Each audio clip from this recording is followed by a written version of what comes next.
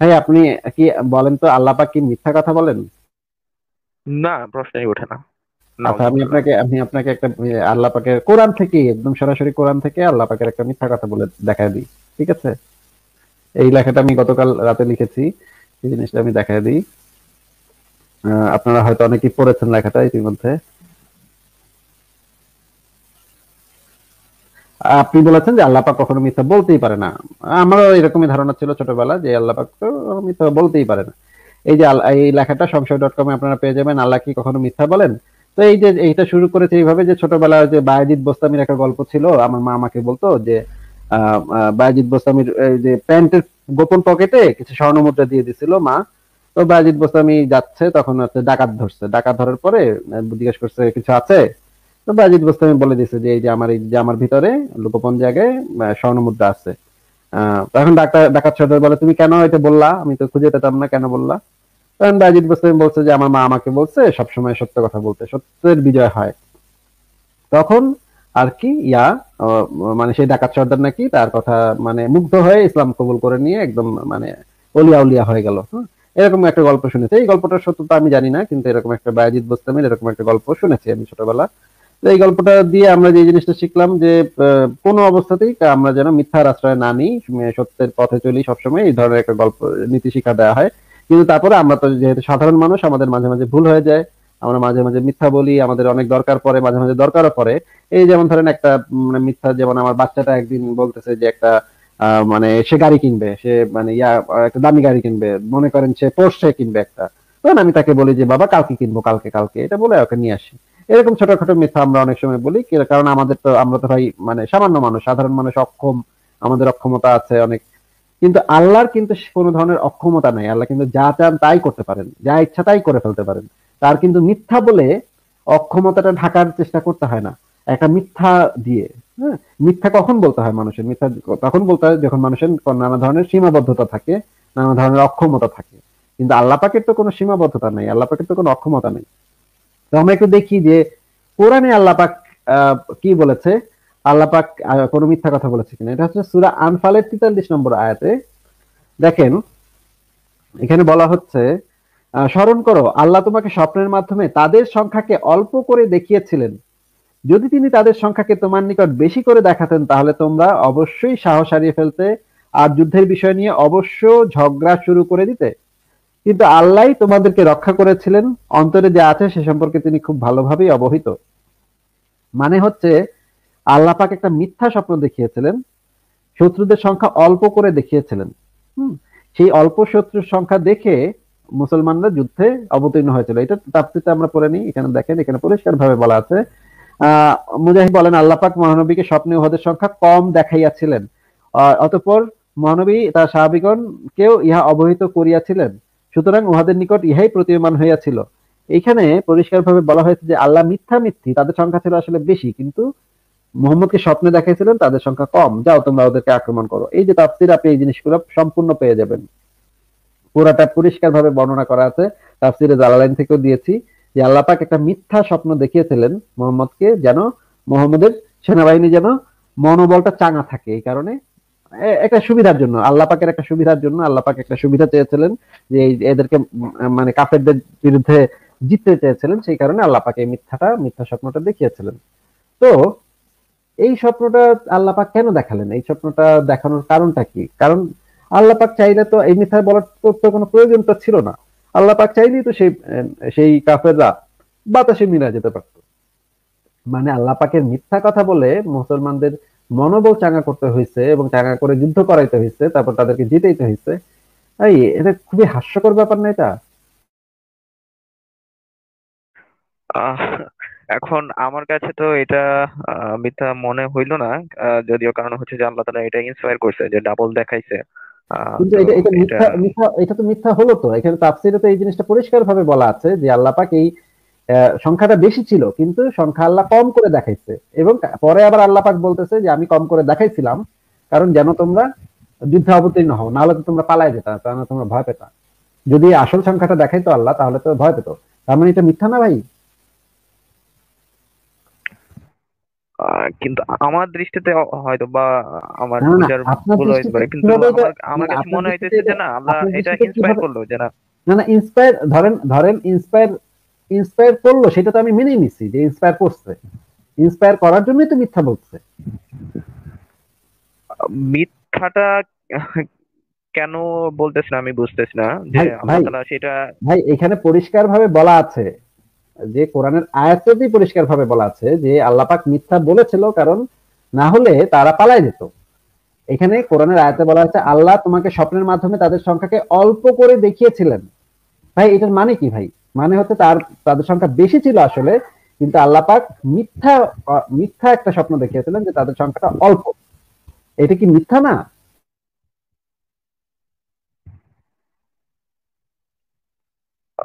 আচ্ছা ভাই, এখানে আমি আসলে কমেন্টস করতে চাচ্ছি না, কারণ আহ, এটা এটা আপনার মতো করে আপনি বলেন, ঠিক আছে, কিন্তু না না না আহ, আপনি আপনার মতো করেই তো বলেন, আপনার কথাটাই আমরা শুনি।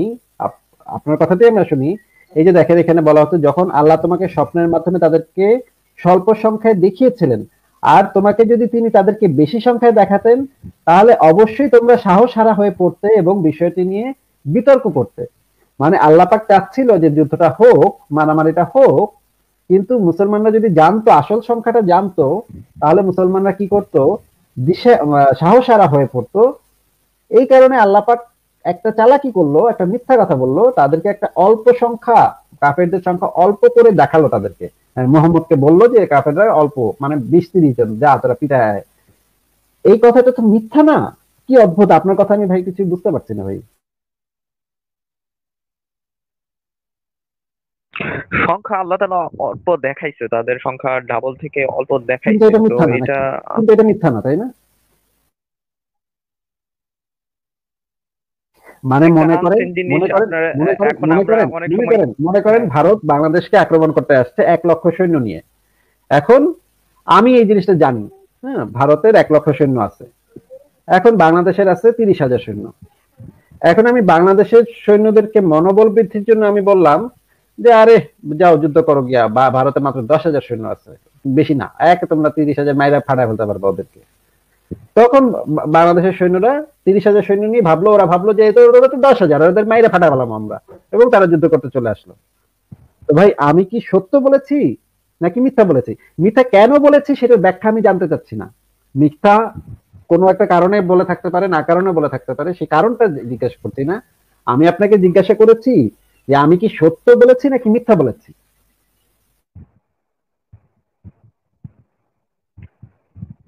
এখন তো আমি যখন পরীক্ষা দিতে যাই, আমার আব্বা আম্মা বলে যে আরে কিচ্ছু আমি হবে না, আপনাকে সব যে করবা উদাহরণটা সব পারবা। দিয়েছি, আমি আপনাকে যে উদাহরণটা দিয়েছি সেই উদাহরণটা থেকে বলেন। আমি আপনাকে খুব সুন্দর একটা উদাহরণ দিয়েছি। ভারতের সেনাবাহিনী বাংলাদেশের সীমান্তে এসে আক্রমণ করার জন্য বসে আছে। আমি জানতে পেরেছি ওদের সংখ্যা হচ্ছে 1 লক্ষ। অপরদিকে বাংলাদেশের সৈন্যদের সংখ্যা হচ্ছে 30,000। এখন আমি বাংলাদেশের সৈন্যদেরকে বলে দিলাম যে আমি দেখে আসছি পাশে ওরা মাত্র 10,000, ওরা একটা তোরা মেরা ফাটা ফেলতে পারবি, যা যা, পিটায়। তখন বাংলাদেশের সৈন্যরা ভাবলো ও আমাদের সাহস বেড়ে গেল, যাই ওরা তো মাত্র 10,000, মাইরা ফাটা ফেলাম। ওরা গেল যুদ্ধ করতে। কারণ যেটাই হোক, আমি কি সত্য বলেছি না মিথ্যা বলেছি? আল্লাহ তো বলতেছেন না যে আমি কমাই দিছি বা ওইখানে নাই, পরে ওইখানে কম অর্ধেক করে আছে এরকম দেখিয়ে, না। ভাই আল্লাহ কম তাআলা করে অল্প দেখি, দেখাইছেন, হ্যাঁ হ্যাঁ, কম করে অল্প দেখিয়েছে। দেখাইছেন। এখানে এখানে পরিষ্কার ভাবে বলা, যখন আল্লাহ তোমাকে স্বপ্নের মধ্যে তাদেরকে স্বল্প সংখ্যায় দেখিয়েছিলেন, আর তোমাকে যদি তাদেরকে বেশি সংখ্যায় দেখাতেন, তাহলে অবশ্যই তোমরা সাহসারা হয়ে পড়তে এবং বিষয়টি নিয়ে বিতর্ক করতে। কিন্তু আল্লাহ নিরাপত্তা দিয়েছেন। আরেকটা অনুবাদে বলা আছে, স্মরণ করুন, যখন আল্লাহ আপনাকে স্বপ্ন দেখিয়েছিলেন যে তারা সংখ্যায় কম, যদি আপনাকে দেখাতেন যে তারা সংখ্যায় বেশি, তবে অবশ্যই তোমাকে সাহস সাহস হারাতে এবং যুদ্ধ বিষয়ে নিজেদের মধ্যে বিরোধ সৃষ্টি করতে। আচ্ছা, এটা তফসিরটা ঠিক আছে, আপনি তফসিরটা ভালো করে পড়ে করে দেখি আমরা। এই যে এখানে বলা হচ্ছে, ঠিক আছে আসিফ আয়াতের ভাই, মর্ম আমি হলো, বুঝতে পারছি না আপনার না না না পয়েন্টটা, না আমি না না বুঝতে না না পারছি, না না হ্যাঁ। না ভাই, আপনি আপনি তাফসীরটা এখন দেখতে হবে ভাই, তাফসীরটা একটু দেখেন, ঠিক আছে? আহ আল্লাহ যদি তোমাদেরকে সংখ্যায় অধিক দেখাইতেন, তবে তোমরা ভীরু হইয়া পড়িতে এবং যুদ্ধ বিষয়ে তোমাদের পরস্পরের মধ্যে বিরোধ দেখা দিত।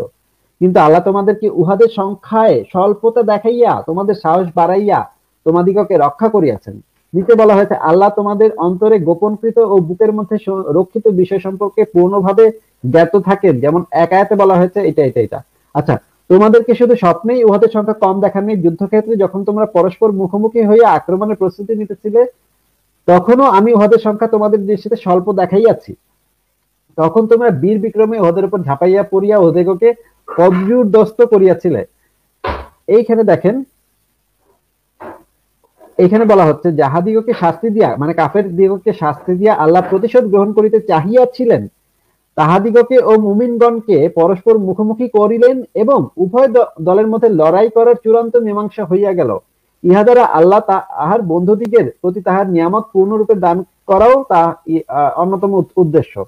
সেজন্য প্রত্যেক পক্ষের দৃষ্টিতে অপর পক্ষকে সংখ্যা স্বল্প করিয়া দেখাইয়াছেন, মানে আল্লাহ দেখাইয়াছেন স্বল্প করিয়া যেন মারামারিটা হয়, মারামারিটা যেন বাধে, সেটা আল্লাহ চেয়েছেন। এই কারণে সংখ্যা অল্প করে আল্লাহ দেখাইছেন। এখানে আরো পরিষ্কার ভাবে বলা, তাফসিরে জালালাইনে আরো পরিষ্কার ভাবে বলা, এই যে দেখেন এখানে 43 ও 44 নম্বর আয়াতে প্রকৃতির এক অপূর্ব বিশ্ব সম্পর্কে আলোচনা করা হয়েছে, যা বদর যুদ্ধের ময়দানে এই উদ্দেশ্যে কার্যকর করা হয় যাতে উভয় বাহিনীর কোনো একটিও যুদ্ধক্ষেত্র থেকে সরে গিয়ে যুদ্ধের অনুষ্ঠানকে না শেষ করে দেয়। কারণ এই যুদ্ধের ফলশ্রুতিতে বস্তুগত দিক দিয়েও ইসলামের সভ্যতার বিকাশ ঘটনা ছিল নির্ধারিত। বস্তুত প্রকৃতির বিষয়টি ছিল এই যে কাফের বাহিনী যদিও 3 গুণ বেশি ছিল, এই যে দেখেন কাফের বাহিনী যদিও 3 গুণ বেশি ছিল, কিন্তু আল্লাহ তাআলা শুধুমাত্র স্বীয় পরিপূর্ণ ক্ষমা ও কুদরত বলে তাদের সংখ্যাকে মুসলমানদের চোখে কম করে দেখিয়েছেন, যাতে মুসলমানদের মধ্যে কোনো দুর্বলতা ও বিরোধ সৃষ্টি না হয়। আর এই ঘটনা ঘটে দুবার। একবার মহানবীকে স্বপ্নযোগে দেখানো হয় এবং তিনি বিষয়টি মুসলমানদের কাছে বলেন, তাতে তাদের মনোবল বেড়ে যায়। আর দ্বিতীয়বার ঠিক যুদ্ধক্ষেত্রে যখন উভয় পক্ষ সামনাসামনি হয়, তখন মুসলমানদেরকে কাফেরদের সংখ্যা কম করে দেখানো হয়। তাই এখানে পরিষ্কার ভাবে বলা যে আল্লাহ পাক ইচ্ছা করে যুদ্ধটা যেন ঘটে, ইচ্ছা করে আল্লাহ পাক কাফেরদের সংখ্যা 3 গুণ ছিল কিন্তু সেটা সংখ্যা কম করে দেখাইছেন, মানে মিথ্যা স্বপ্ন দেখাইছেন মোহাম্মদকে একটা মিথ্যা ইনফরমেশন দিয়েছেন। কারণ যেটাই হোক, কিন্তু মিথ্যাটা যে বলেছেন সেই বিষয়ে তো কোনো রেফারেন্সই বলতেছে, আমি তো কিছু বলতেছি না ভাই। হ্যাঁ, আল্লাহ তাআলা দেখাইছেন ওইটা। এখন আমার কাছে খুব না না একটা না, এটা অন্যরকম আপনার কাছে আমি লাগে ব্যাখ্যা আল্লাহ করছি না, তাআলা স্বপ্ন কেন দেখাইছেন। দেখাইছে ভাই, আপনার কাছে কেন দেখাইছে সেটার ব্যাখ্যা আমি জিজ্ঞেস করছি না, আপনাকে জিজ্ঞাসা করছি মিথ্যা দেখাইছে কিনা, মিথ্যা ইনফরমেশন দিয়েছে কিনা, মিথ্যা বলেছে কিনা সেটা। আচ্ছা ভাই, এই সম্পর্কে আমি আসলে কোনো কমেন্টস করতে চাচ্ছি না আসলে ভাই। অদ্ভুত ভাই, খুবই অদ্ভুত। মানে মানে মানে হতভম্ব, আমি একদম হতভম্ব, কিছু বলার নাই ভাই। আমার কাছে খুব ঠিক আছে, একটা ইয়া লাগে ঠিক নাই। আছে রিমান ভাই, ঠিক আপনি আছে যত আপনাকে, কিছুই বলেন। হ্যাঁ ঠিক আছে বুঝতে পেরেছি, ঠিক আছে আচ্ছা ঠিক আছে রিমান ভাই, আজকে তাহলে আপনাকে বিদায় জানাই, কারণ অনেক মানে দর্শক ব্যাকস্টেজে অপেক্ষা করছে। হ্যাঁ হ্যাঁ, ঠিক আছে আমি রাসেল ভাই। আচ্ছা ঠিক আছে, আজকে ভালো থাকেন, ঠিক ঠিক আছে, আছে। ভালো থাকবেন। জি। ঠিক আছে।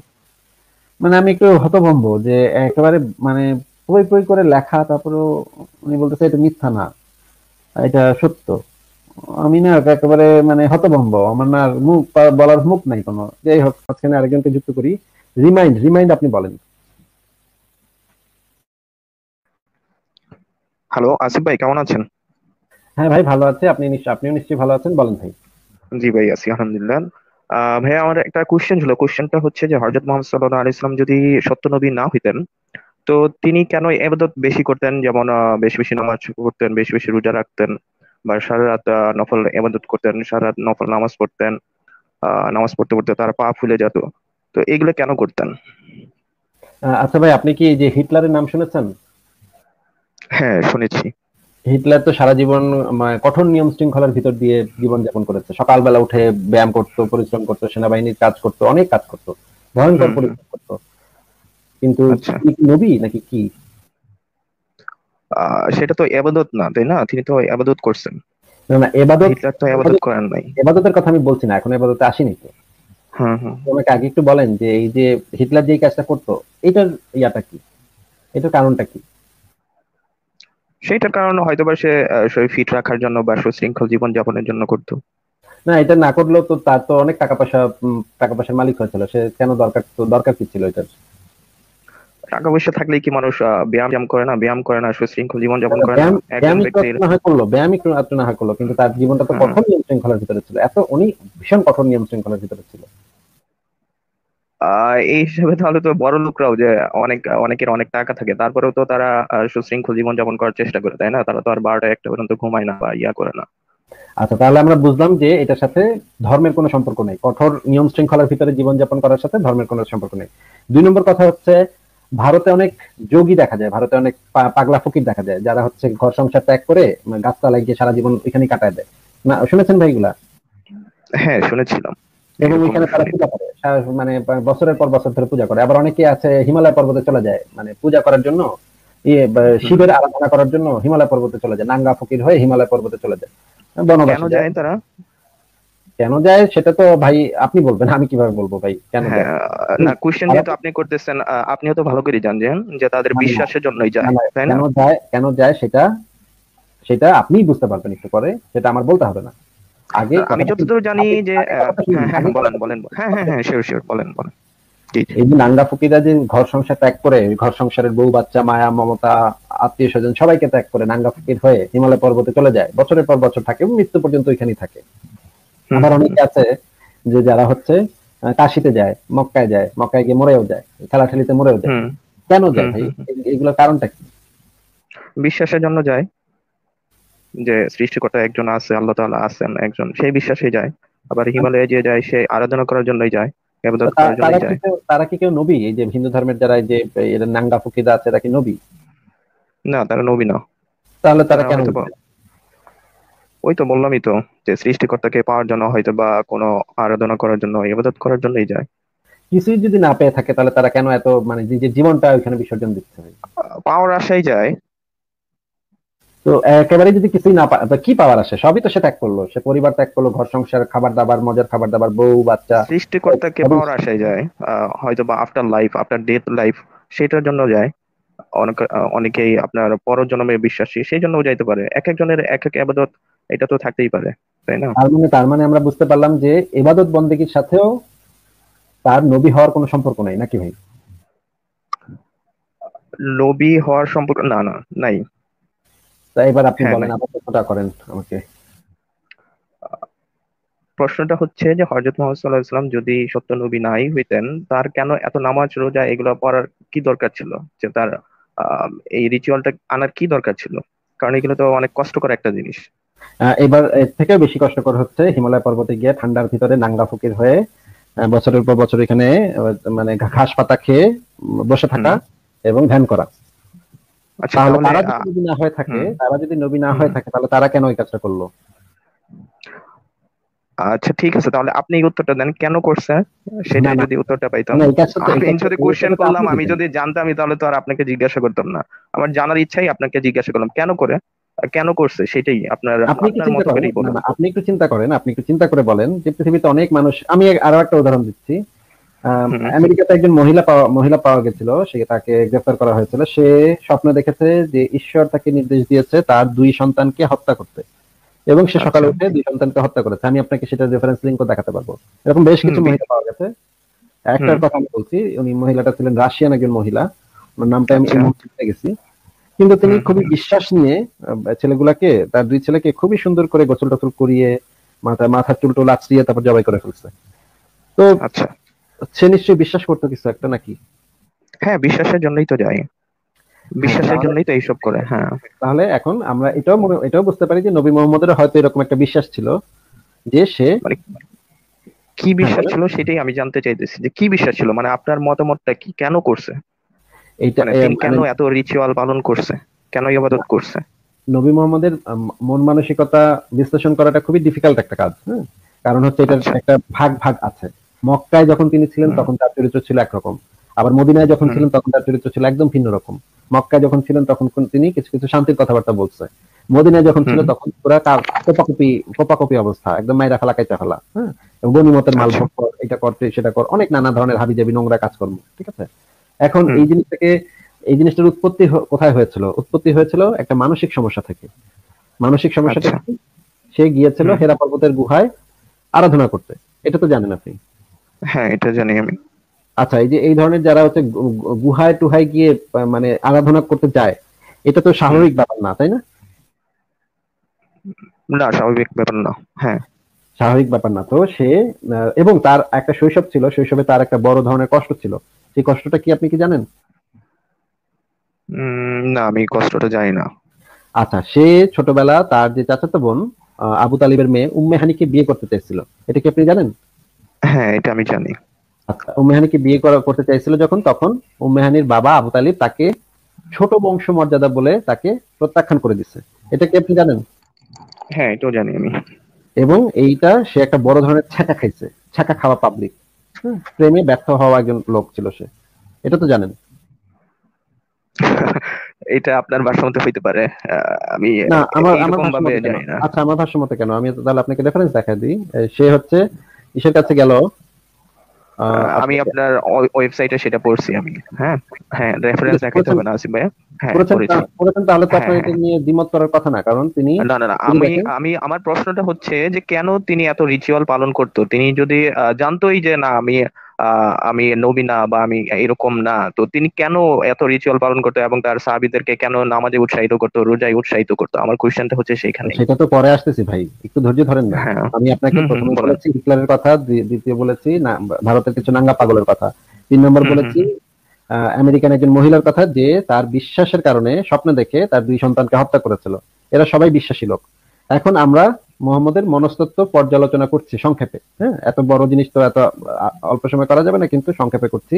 সেটা হচ্ছে সে ছিল একজন প্রেমে ব্যর্থ হওয়া লোক, যেটা আমরা এখান থেকে দেখতে পাই যে উম্মে হানিফ বাবার কাছে গিয়ে সে বলল, চাচা আমার প্রস্তাব প্রত্যাখ্যান করে হুবায়রার সাথে তার বিয়ে দিলেন। চাচা বলেন, ভাতিজা আমরা তার সাথে বৈবাহিক সম্পর্ক করেছি, সম্মানীয়দের সমকক্ষ সম্মানীয়রাই হয়ে থাকে। এটুকুই বর্ণনা, এর অতিরিক্ত কোনো বর্ণনা পাওয়া যায় না। মানে তার চাচা বলেন সম্মানীয়দের সমকক্ষ সম্মানীয়রাই হয়ে থাকে। এখানে পরিষ্কার বোঝা যাচ্ছে যে মোহাম্মদকে তুচ্ছ তাচ্ছিল্য করে আসলে তার সাথে বিয়ে দেওয়া হয় নাই। মোহাম্মদকে আসলে তুচ্ছ তাচ্ছিল্য করা হয়েছিল। এরপরে মোহাম্মদ খাদিজাকে বিয়ে করলো, তার থেকে বয়স অনেক বেশি একজন ভদ্র মহিলাকে বিয়ে করলেন। বিয়ে করার পরে টাকা পয়সা হলো। টাকা পয়সা হওয়ার পরে তিনি যে কাজটা করলেন, মনের দুঃখে হেরা পর্বতের গুহায় তিনি কি করতেন? আরাধনা করতেন। ঠিক আছে, আরাধনা করতেন, ঠিক আছে, সেটা তো কোনো সমস্যা নেই। কিন্তু তার যে মানসিক সমস্যা ছিল সেই জিনিসটা তো বোঝা যাচ্ছে যে তিনি দুঃখ পেয়েছিলেন, কষ্ট পেয়েছিলেন। এই কষ্ট থেকে তার হয়তো কোনো মানসিক সমস্যা দেখা দিয়েছিল। যে হেরা পর্বতের গুহায় তার কাছে নাকি জিব্রাইল আসলো। জিব্রাইল আসলো যে সেটা সে আবার বুঝতে পারে নাই। এটা আবার তাকে বলে দিছে খাদিজা।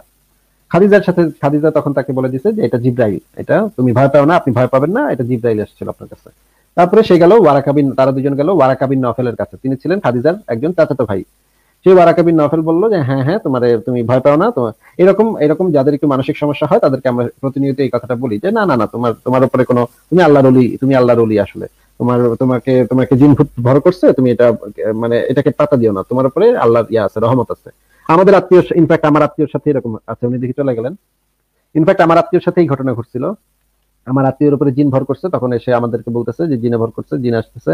তখন আমরা তাকে বুঝাই দিলাম, আরে না, আপনি তো আল্লাহর ওলি, আরে আপনি নামাজ রোজা করেন, আপনি তো আল্লাহর ওলি, আপনার উপরে কি খারাপ দিন ভর করবে না, ভালো দিনই ভর করছে। ভর করলে ভালো দিনই আসবে, সমস্যা, টেনশন নিয়েন না। তারপর দেখা গেল সে একটু ভালো ফিল করলো। এই কথাগুলো শুনলে মানুষ একটু ভালো ফিল করে। তো মানে ভালো ফিল করানোর জন্য খাদিজা এবং ওয়ারাকা বিন নফেল, আচ্ছা আমার ব্যাক স্টেজ না ইয়া হয়ে গেছে, ফুল হয়ে গেছে। আপনারা মানে অনেকে ভিডিও অন করে ঢোকার চেষ্টা করছেন এবং উকিঝুঁকি মারছেন, অনেক মানুষ মিলে উকিঝুঁকি মারছেন আমার এসের ভিতরে। আচ্ছা আচ্ছা, রিমাইন্ড আপনি আবার যুক্ত হয়েছে, রিমাইন্ড আপনি বলেন তাহলে।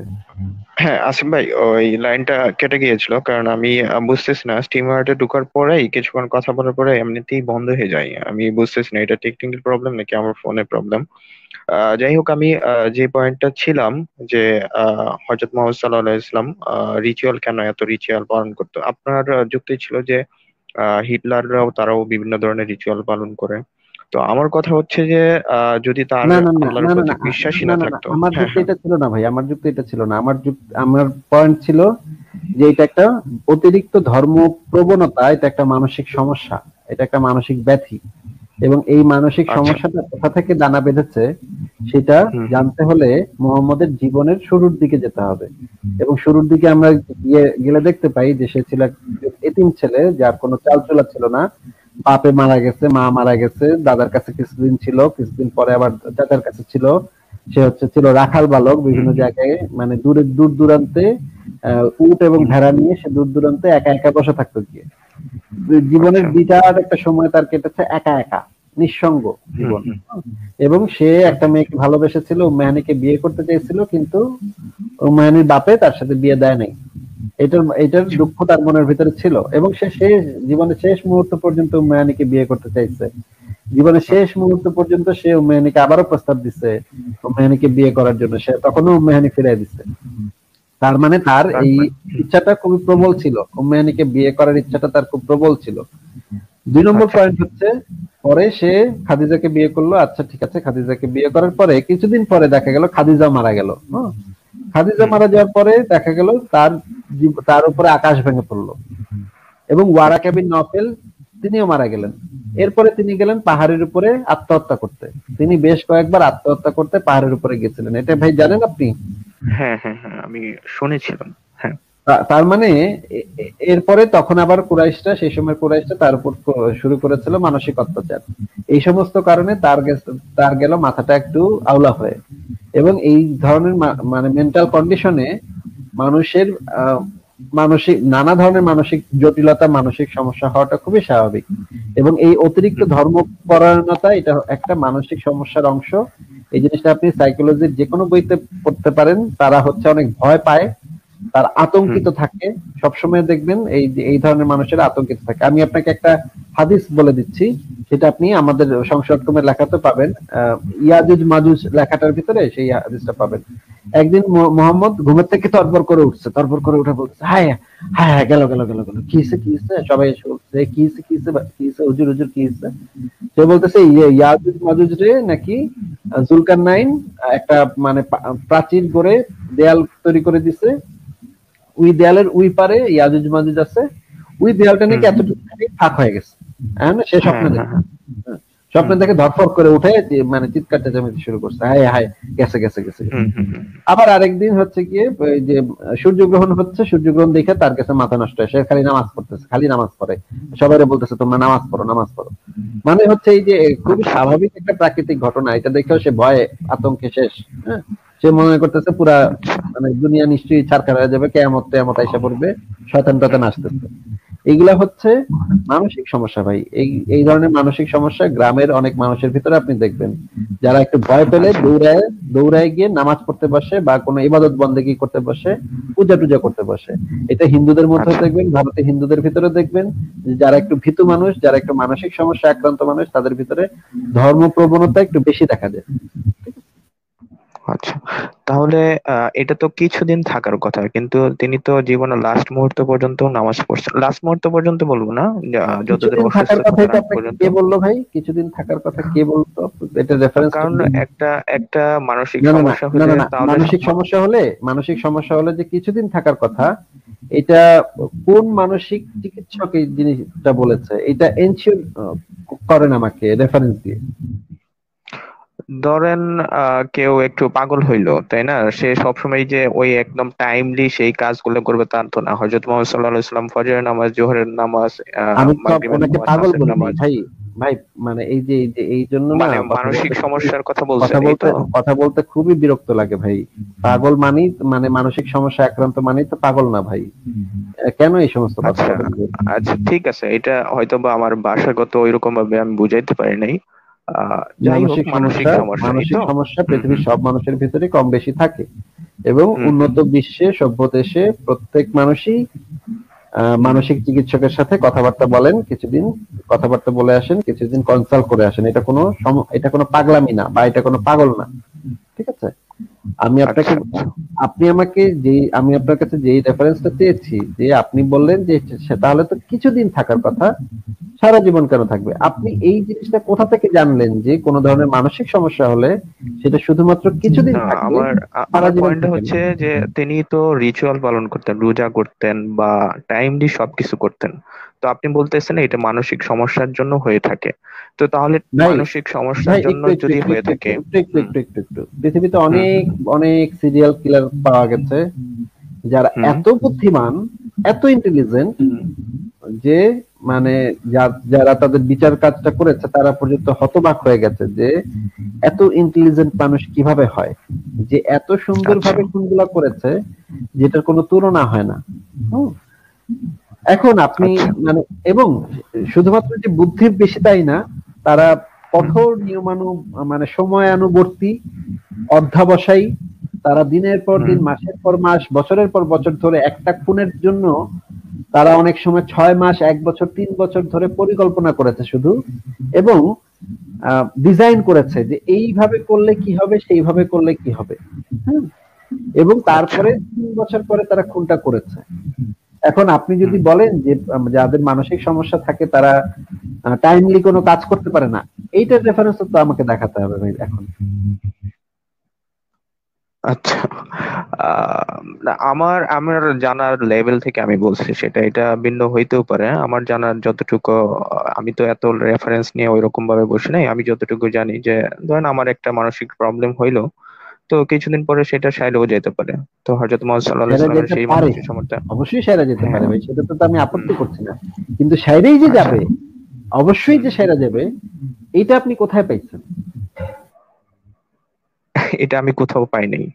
তো মানে এইমাত্র বানায় ফেললেন কিন্তু যে এটা তো কারো একটা এটা তো মানসিক সমস্যা হইলে অবশ্যই সেটা ছেড়ে যাবে কয়েকদিন পরে নাকি? আপনি তো জোর দিয়ে বলতেছেন, তাই না, না? না, আমি আপনি একটু যেভাবে আগে বলেছেন, বলতেছি। আপনি একটু আগে হ্যাঁ। বলেছেন যে তাইলে তো ভাই তার যদি মানসিক সমস্যা থাকতো তাহলে তো ভাই সারা জীবন তো এটা থাকার কথা না। এটা আপনি একটু আগে বলেছেন না? হ্যাঁ, একটু আগে বলেছি আমি। সেটার পয়েন্টটা হচ্ছে যে রিচুয়াল কেন তিনি টাইমলি, আপনি সেটারও ব্যাখ্যাও দিচ্ছেন, আমি সেটা বলতেছিলাম। তো আমার প্রথম কোশ্চেনটা ছিল আপনার, যে তিনি যদি নবী না হইতো, আল্লাহর প্রতি বিশ্বাস, যদি আপনি এক লাইভে বলছিলেন যে তিনি তার আল্লাহর প্রতি বিশ্বাস ছিল না, সেই সময় আরেকটা নবী দাবি করছিল, আরেকটা লোক সেই টাইমে নবী দাবি করছিল। তার মানে তিনি নবী দাবি কইরা তারপরে নিজের স্বার্থ উদ্ধার করছে, বা তিনি অনেকগুলো বিয়ে করছে, এই নবী দাবি করে, বা অনেক সাহাবী বানাইছে, এগুলাই তো দাবি করতেছেন, তাই না?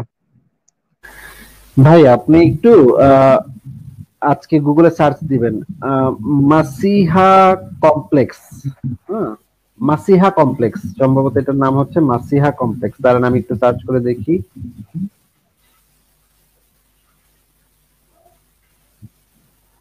এই মানসিক সমস্যাটা সম্ভবত নাম হচ্ছে মাসিহা কমপ্লেক্স বা এই টাইপের কিছু একটা। আচ্ছা, যারা এখানে এই ইয়াটা দেখছেন, তারা একটু যদি কমেন্টে লেখেন এই সমস্যাটার নাম, আমি ভুলে গেছি এই মুহূর্তে।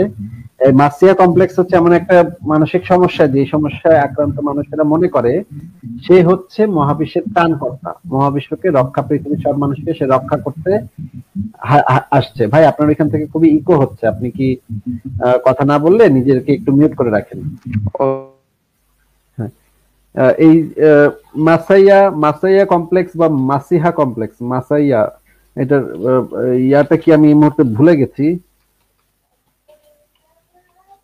আহ, একটু দাঁড়ান আমি একটু নেটে সার্চ করে দেখি।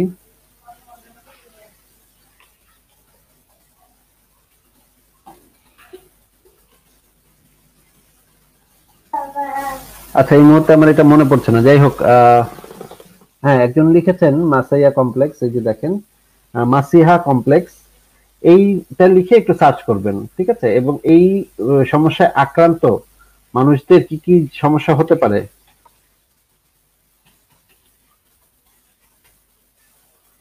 এটা আপনি আচ্ছা। এখানে পড়বেন। আচ্ছা। আচ্ছা।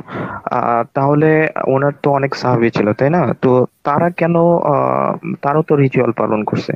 তো একজনের মানসিক সমস্যা, তারাও তো বোঝার কথা ছিল, তাই না? এরকম তো কোনো রেফারেন্স কি আছে আপনার কাছে যে তারা বুঝতে পারছে যে তার মানসিক সমস্যা? কারণ একজনের মানসিক সমস্যা হলে, আমার মানসিক সমস্যা, তো আমার চারপাশের মানুষ তো অবশ্যই বুঝবে ব্যাপারটা, কিছু না কিছু হলেও তো বুঝবে।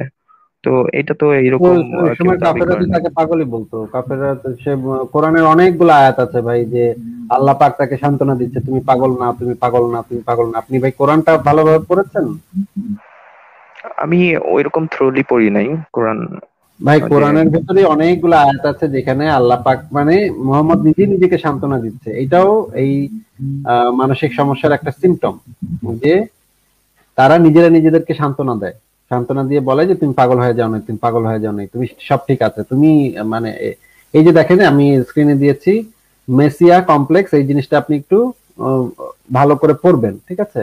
এটা বাংলায় নাই, ইংরেজিতে আছে, এটা একটু ভালো করে পড়বেন পুরো চ্যাপ্টারটা। আরেকটা হচ্ছে জেরুজালেম সিনড্রোম, জেরুজালেম সিনড্রোম, এটাও আপনি একটু ভালোভাবে পড়বেন। আরেকজন আমাদের যে ঋত্বিক ভাই আর একটা কমেন্ট করেছেন, দাঁড়ান আমি কমেন্টটা একটু ইসে দিয়ে দিচ্ছি। জেরুজালেম সিনড্রোম, এটা লিখে আপনি একটু সার্চ করে পড়বেন, ঠিক আছে?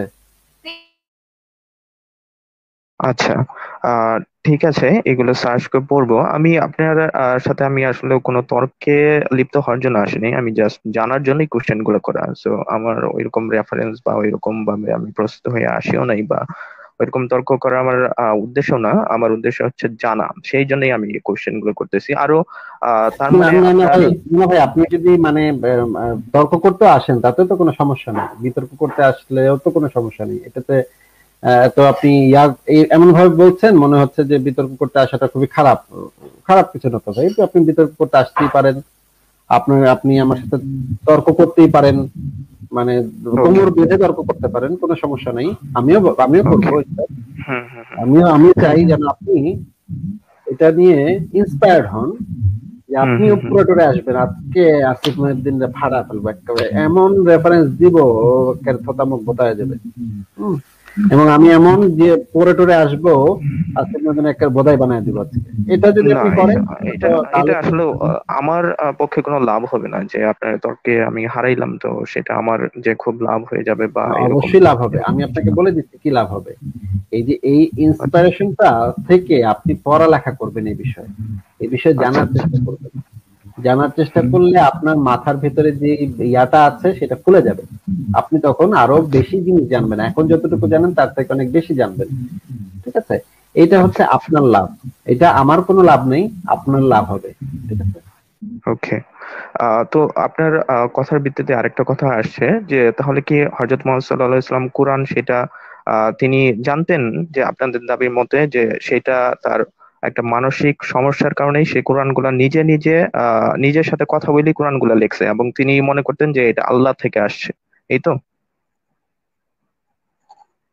এটা তো ভাই কোরআনেই লেখা আছে। কোরআনের অনেকগুলো আয়াতে বলা আছে যে, একবার বলা আছে মানে একই লাইনের ভিতরে বলা আছে আল্লাহ তো মানে এটার বক্তাটা কে সেটা বোঝা যাচ্ছে না। বক্তা একসময় হয়ে যাচ্ছে মোহাম্মদ, একসময় হয়ে যাচ্ছে আল্লাহ। আচ্ছা, আপনাকে আমি প্রমাণ সহ দেখাচ্ছি, এক সেকেন্ড একটু অপেক্ষা করেন, ওকে। আমি একটু বের করছি।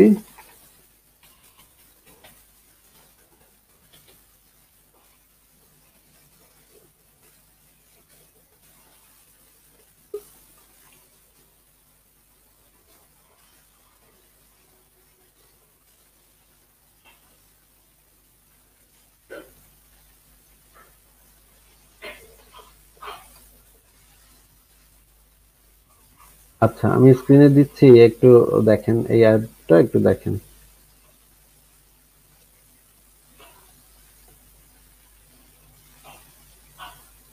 ভাই দেখা যাচ্ছে? অ্যাডটা দেখা যাচ্ছে?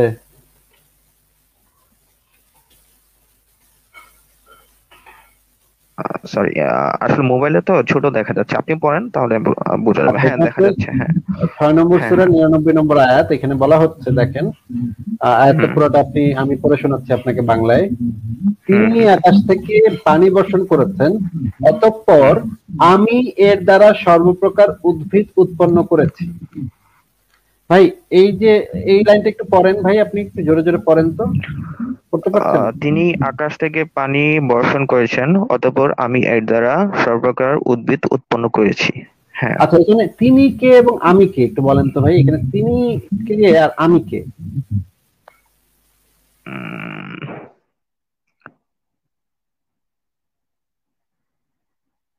হ্যাঁ, এটা একটু কনফিউজড। এটা কি হইতে পারে না যে বাংলায় ভুল বা এরকম কি হইতে পারে নাকি? আমি আরবি অনেকগুলো অনুবাদ চেক করেছি, আমি ইংরেজি চেক করেছি, আমি আরবিটা চেক করেছি। এই অনুবাদ একদম যথার্থ অনুবাদ। আচ্ছা, আচ্ছা। আচ্ছা, তার মানে আরেকটা আয়াত দেখেন, হুম, দেখেন। হুম, হুম। আহ এই আয়াতই পরে আবার বলা আছে, আমি এ থেকে সবুজ ফসল নির্গত করেছি, যা থেকে যুগ্ম বীজ উৎপন্ন করি। কিন্তু শুরুতে বলা ছিল তিনি আকাশ থেকে। আচ্ছা, আরেকটা আয়াত দেখি, 6 নম্বর সূরা 97 নম্বর আয়াতটা দেখি। তিনি তোমাদের জন্য নক্ষত্রপুঞ্জ সৃষ্টি করেছেন, যাতে তোমরা স্থল ও জলের অন্ধকারে পথপ্রাপ্ত হও।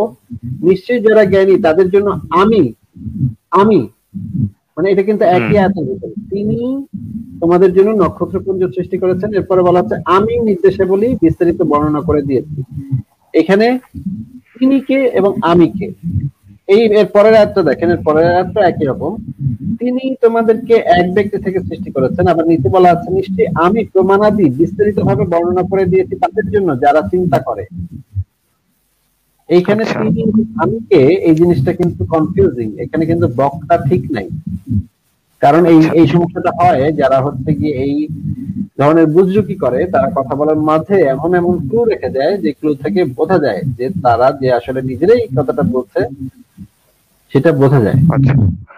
তার মানে কি আপনার দাবি মতে তিনি জানতেন না যে এটা আসলেও তার মানে কনসিয়াস মাইন্ডে চলে আসছে বা মানসিক সমস্যা তিনি নিজেও জানতেন না, এই তো? মানে আমি ক্লিয়ার হওয়ার জন্য আমি কোশ্চেনটা করতেছি, এই আর কি। না সেটা তো আমি বলি নাই ভাই, হয়তো জানতেন হয়তো জানতেন না, কিন্তু তার জিনিসগুলো যে রং ছিল মানে সেটা আপনি তো এটাতে প্রুভ করা শিওর যাবে। না? হ্যাঁ, মানে আপনি শিওর না, এই তো? এটা তো এখন এই মানে এত স্বল্প পরিসরে সেই জিনিসটা বলা যাবে না, সেটা বলার জন্য দীর্ঘ সময় লাগবে, দীর্ঘ আলোচনা লাগবে। আচ্ছা, আচ্ছা। ওকে, এর জন্যই মানে তার মানে আমি নিজেও ক্লিয়ার হইলাম না।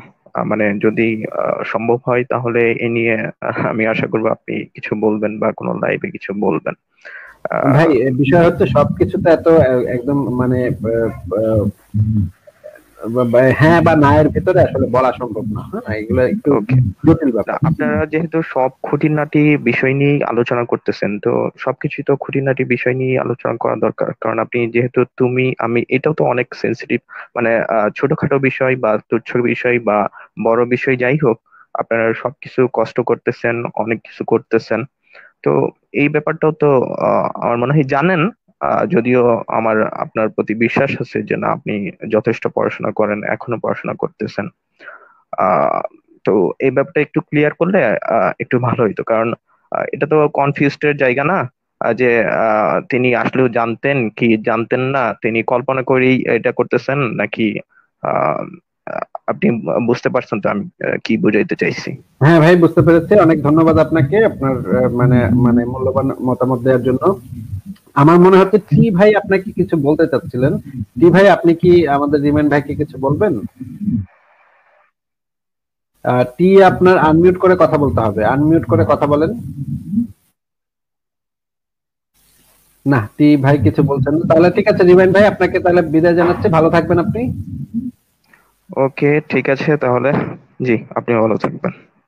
আচ্ছা শুভরাত্রি, তাহলে আপনাকে বিদায়।